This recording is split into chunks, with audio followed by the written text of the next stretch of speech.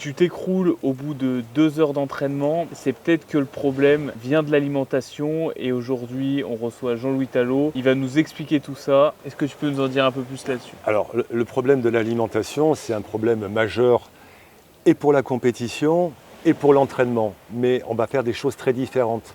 Quand on est à l'entraînement, c'est une chose, en compétition, c'en est une autre. J'allais dire, quand on veut l'entraînement pour l'endurance ou le triathlon, c'est favoriser la lipolyse, c'est-à-dire la consommation maximum des graisses. Ok.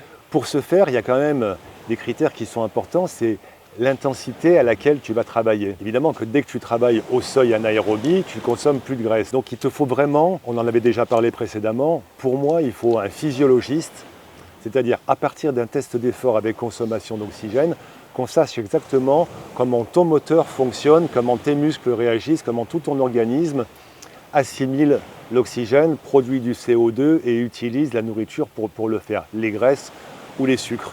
Donc l'alimentation, entraînement, c'est deux packages qui sont très connectés. Un entraînement qui va être du style fractionné très intense, tu ne vas pas être sur la lipolyse. Ça va être les sucres, et il faut que tu aies une réserve de sucre en amont et pendant les fractionnés, parce que là c'est exclusivement la glycolyse, l'utilisation des sucres. Pour un entraînement de fond, ils appellent ça le niveau 1, niveau 2, mais bon, c'est pas très entraînement de fond, assez facile. Il faut privilégier la lipolyse et on peut concevoir, l'équipe Sky le faisait à une époque, des entraînements à jeun. Mais à condition de rester, savoir où est le seuil anaérobie et de rester bien en dessous pour éviter que la glycolyse augmente. Donc être en lipolyse et favoriser la lipolyse. Alors, la dernière mode, on en a entendu parler encore une fois sur le tour et en triathlon, c'est ils ont par rapport à l'époque que moi je connaissais bien de l'équipe où il y avait Froome, la consommation de glucides a nettement augmenté. On peut dire qu'elle a doublé, voire triplé, donc le nombre de glucides consommés sur l'heure. Alors, quand on parle de compétition, là on va parler de compétition, il faut toujours tenir compte de quelle est la puissance que produit un gars en compétition. Les gars du Tour de France, ce n'est pas les gars amateurs, mais l'amateur peut très bien penser quand il est en compète, il est sur du 250-300 watts. En compétition, sur du 300, 350, 400 watts.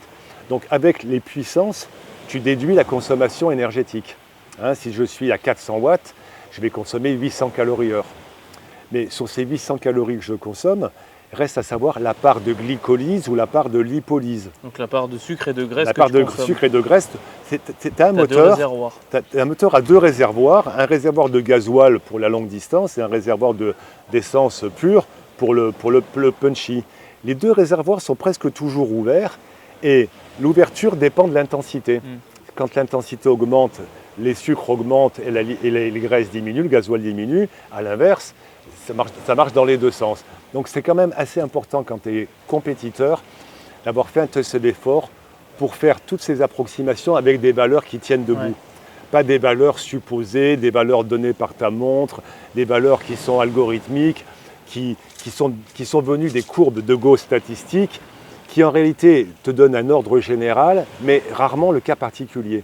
Donc pour moi, le mieux, c'est test d'effort avec consommation d'oxygène. Je sais quel moteur j'ai, quelle qualité est là, quelle est ma puissance de seuil, et je peux en déduire mes consommations alimentaires. Quand je vais être dans un col où on est à bloc, il ne faut pas que j'oublie de bouffer du sucre tous les quarts d'heure. Ouais. Et la quantité de sucre est très liée à la puissance que tu produis. Évidemment, si tu produis 150 watts dans ta montée, ce n'est pas la même chose que les gars qui en produisent 400. Celui qui en produit 200, il consomme 2 fois moins que celui qui en produit 400. Ouais. Donc il faut avoir une connaissance qui n'est pas très compliquée, assez basique pour déterminer, parce que manger beaucoup de sucre, c'est quand même problématique. C'est que, parce que tu as une contradiction entre faire ton effort de triathlon et digérer tes sucres. Alors les glucoses se digèrent bien, mais quand même, tu fais un effort digestif et un effort comme ça. Des fois, ça ne se passe pas bien. Les triathlètes le savent tous. Et des fois, excès d'eau, excès de sucre, et vomissements, diarrhée, etc. Il faut quand même se tester pour la compétition, savoir quelle quantité de sucre on peut avaler sans trop de problèmes. Il y a des limites dans tout. Là, j'entendais le triathlète fameux là, qui essayait d'avaler 200 grammes heure. Moi, 200 grammes heure, même pas en rêve. Pourtant, j'ai un autre gabarit que lui. S'il peut le faire, qu'il le fasse. Ouais, mais ça impacte tout ce qui est digestion. Ça impacte la digestion, Tu vois, parce que- bien sûr, au premier chef. Donc tu as un conflit d'intérêt entre la performance et la digestion. C'est deux efforts simultanés. Hein. Et est-ce que en fait on pourrait pas le truc que je pourrais te dire, c'est en fait si on enlève les glucides, on n'a pas ce problème-là. Ah, si tu enlèves les glucides, tu vois. n'as pas ce problème de conflit digestif, mais tu as un problème de performance. Ouais. Ta performance chute, c'est sûr. C'est sûr. Ouais. Tu Et- n'auras pas la même performance en lipolyse qu'en glycolyse, il n'y a pas photo, c'est certain. Maintenant, quelle est la quantité de sucre? Je me rappelle que Froome, fallait le pousser à manger parce qu'il oubliait assez facilement. Donc ça voulait dire, de manière indirecte, qu'il avait une lipolyse très élevée. Peut-être qu'à 350 watts, il était encore avec une forte lipolyse. Ouais. Mais tout le monde n'est pas Froome et lui, manger peu, ça ne lui posait pas des problèmes incroyables. Visiblement, tout le peloton maintenant mange beaucoup, enfin essaye de manger beaucoup. Alors, ça va passer entre probablement 80 grammes heure à 120 grammes, 150 grammes. Et ceux qui arrivent à en manger 200, ben, grand bien leur face. Ouais. Quoi. Et parce que le problème, c'est que souvent les gens ils veulent faire comme les pros et ils veulent bouffer 100, 150, 200 grammes. Mais Ah. en fait, le truc, c'est que Ils n'ont pas la puissance des pros. ils n'ont pas la puissance et c'est pas des champions. Et c'est pas des champions. C'est des amateurs, leur corps n'est pas fait pour ça. Et, tu vois. et en plus, les gars, les champions, ils passent leur vie à gérer, à peser tous ces trucs-là. Ouais. C'est-à-dire que tous les jours, ils vont se dire, là j'ai mangé 100 grammes, c'est bien passé. Là j'ai mangé 120 grammes, c'est pas bien passé.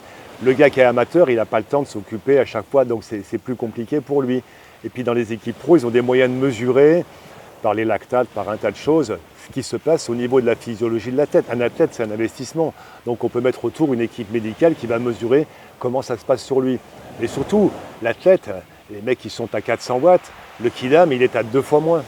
Non, mais ouais, c'est vrai. Donc les consommations sont 2 fois moindres. Et les puissances métaboliques sont 2 fois moindres. Bref, on ne peut pas se comparer à un champion. Il n'y a pas de comparaison possible Ouais. du tout. Oui, C'est donc- deux mondes. Ouais, donc il faut vraiment adapter ce qu'on fait et vraiment faire en fonction de nous, Absolument. de notre consommation. Je pense qu'il y a un critère qui est souvent oublié chez les cyclistes, et c'est la quantité de protéines. Ils pensent Ah tous au sucre, et des sucres, dans le monde général, on a tendance à en manger 3 fois trop. Et si en plus de ça, dans le vélo, tu commences à en rajouter, tu finis par passer ta vie à manger des sucres, et ce n'est pas constitutif de ton muscle. C'est les protéines, quand même, il faut penser à avoir au bas mot 1 gramme de protéines par kilo de poids de corps. Ça serait vraiment ad minima pour un sportif. Mais s'il peut faire 1,2 ou 1,5 g, ce n'est pas du luxe parce qu'il risque aussi à s'entraîner, d'être tellement catabolique qu'il va y laisser du muscle. Ouais. Alors comme ses jambes travaillent, il va laisser les muscles ailleurs. Alors les muscles ailleurs ne servent pas beaucoup au vélo. On a vu la compétition Tour de France féminin, la gagnante, était vraiment un gabarit micro, quoi, un poids très réduit. Alors évidemment, un poids très réduit, je ne sais pas combien elle pesait, peut-être 45, 50 kilos. Quand elle monte, quand elle grimpe, c'est plus avantageux, c'est clair. Un Pantani, 58 kg, voilà. Mais sur un chrono à plat, ce n'était pas la même chose. Donc, il faut tenir en compte tous les paramètres et se méfier quand même de ce que disent les champions. Parce que par définition, ce que dit un champion, c'est pas fait pour toi, parce que tu n'es pas un champion. Et oui, Ouais. dans tous les sports. Hein. Ouais. Quand un champion, Usain Bolt va dire, écoute mec, pour courir le 100 mètres, c'est 42 foulées.